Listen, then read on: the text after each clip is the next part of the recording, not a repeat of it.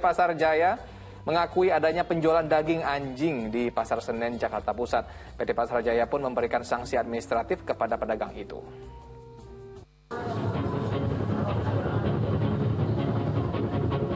Meski tuai pro kontra, sejumlah pedagang daging anjing masih menggelar lapak dagangannya.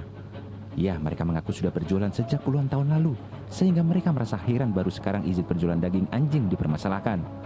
Pihak PT Pasar Jaya membenarkan masih ada penjualan daging anjing di Blok 3 Pasar Senen, Jakarta Pusat meski telah dilarang.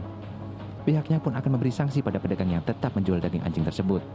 Benar adanya pedagang dari Perumda Pasar Jaya yang melakukan penjualan daging anjing tersebut di Pasar Senen Blok 3, dan kami selaku manajemen telah melakukan pemanggilan dan melakukan sanksi administrasi, yang mana kedepannya apabila pedagang tersebut masih melakukan hal yang sama, kedepannya akan dilakukan tindakan secara tegas, baik itu penutupan secara sementara ataupun penutupan secara permanen. Sebelum pada akhirnya viral di media sosial, komunitas Animal Defenders Indonesia telah melaporkan temuan ini ke dinas terkait pada tahun 2017 silam hingga akhirnya melakukan somasi ke Perumda Pasar Jaya. Pemberian sanksi pun harusnya diberikan pada pemberi izin karena penjualan daging anjing masih berlangsung. Buat saya, tidak hanya penjualnya dilarang berjualan atau dihukum kurang tepat buat saya. Itu mesti dinyahkan saja. Tapi yang memberikan izin harus dihukum. Kenapa? Karena dia tidak paham hukum dan membiarkan potensi bahaya dari penjualan daging anjing ini merambah ke masyarakat. Rencananya Animal Defenders Indonesia akan menempuh jalur hukum jika somasi terkait penertiban penjualan daging anjing tak diindahkan. Tim Liputan melaporkan.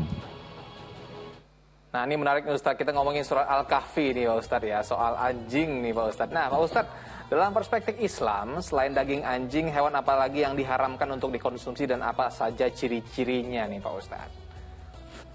Yang pasti kalau di dalam Al-Quran itu yang diharamkan adalah bangkai, al-maitah, kemudian lahmul khinzir, daging babi, ya secara keseluruhan. Itu mutlak keharamannya itu, karena tegas disebutkan di dalam Al-Quran. Selain itu, diperselisihkan oleh para ulama ya.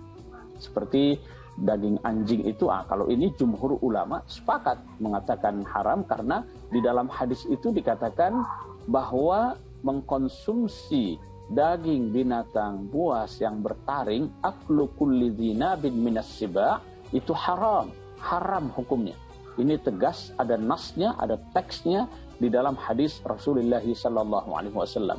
Dari situ maka para ulama melihat binatang-binatang lain yang misalnya bertaring ya, kulli dzinabin itu, seperti buaya, ya, kemudian binatang-binatang yang dikatakan hidup di dua alam ya, seperti buaya itu di dua alam, walaupun dia lebih betah di air ya daripada di daratan.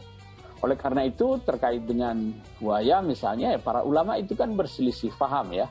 Ada yang mengatakan haram, ini jumhur ulama, mayoritas ulama mengatakan haram itu. Tetapi kenapa diharamkan? Itu mereka berbeda alasannya. Ada yang mengatakan itu menjijikkan, ada itu yang mengatakan membahayakan karena dia hidup di dua alam yang tidak boleh dikonsumsi dan lain sebagainya.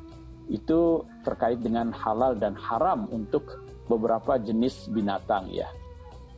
Sedikit perdebatan di masyarakat. Nah, hewan yang memiliki taring tapi hidup di laut, ini apakah boleh dimakan Pak Ustadz? Mungkin ada yang penasaran, mungkin Ustadz dengan pertanyaan ini gitu. Betul.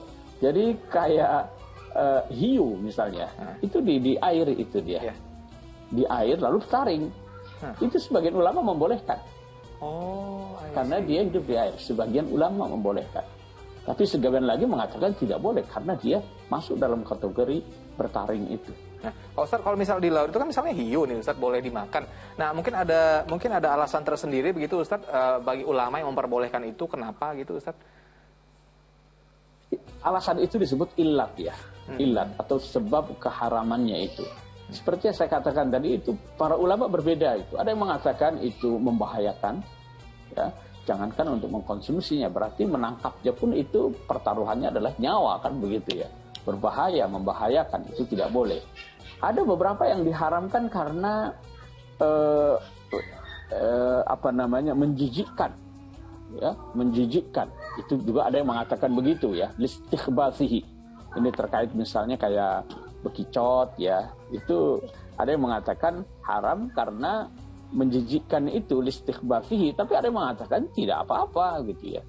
Jadi banyak hal terkait dengan makanan ini, walaupun ada yang disepakati keharamannya, tapi juga ada yang masih diperselisihkan ya. Seperti hiu tadi itu juga kan ada yang melihat dia bertaring, maka dia mengharamkannya. Tapi kalau dilihat dari bahwa dia itu hidup di lautan, dan ada di dalam ayat Al-Quran mengatakan uhilla lakum saydul bahri wa ta'amuhu mata'an lakum, telah dihalalkan bagi kamu binatang buruan yang ada di lautan. Nah, hiu hidup di lautan. Oleh karena itu mereka menghalalkannya. Oh. Yang menghalalkan hiu. Aisyah, sudah ditekankan begitu. Tapi ya intinya kalau misalnya kita lagi jalan-jalan di Amazon, jangan makan ikan piranha ya, karena masih di sungai bukan di laut gitu Ustaz. Karena ikan piranha juga bertaring gitu Ustaz. Nah Pak Ustadz, hikmah diharamkannya sebagian hewan ini tentu saja sudah begitu kita dengarlah di Islam. Nah Pak Ustadz, alasannya adalah kenapa Allah menciptakan kalau nggak boleh dimakan gitu Ustadz. Ada babi, ada anjing, dan makanan hal-hal lain yang dilarang. Dan kalau misalnya saya, mohon maaf nih Pak Ustadz ya, saya menanyakan ke teman-teman yang mungkin sudah pernah mengkonsumsi daging-daging tersebut, mereka bilang itu enak banget Ustadz. Jadi kan tergoda gitu Ustadz jadinya, sebagian orang. Gimana tuh Ustadz? Betul. Jadi binatang-binatang itu ada yang diciptakan oleh Allah Subhanahu wa taala memang untuk dikonsumsi oleh manusia. Jadi ditundukkan untuk dikonsumsi oleh manusia. Hewan-hewan ternak ya. Itu. Kemudian ada hewan-hewan yang diciptakan untuk menjaga keseimbangan ekosistem kita ini. Tidak boleh dikonsumsi ya, serangga dan lain sebagainya. Itu kan untuk menjaga ekosistem ya. Dia tidak untuk dikonsumsi. Nah, mengapa dibedakan ada yang boleh dikonsumsi, ada yang tidak? Nah, di sini para ulama berkata, kalau tadi saya katakan itu mereka mencoba menemukan ilatnya, alasan hukumnya ya. Tapi ada yang mengatakan sesuatu yang diharamkan secara pasti di dalam Al-Quran maupun hadis, kita harus terima apa adanya. Itu bersifat ta'abbudi. Kayak misalnya daging babi. Kenapa diharamkan?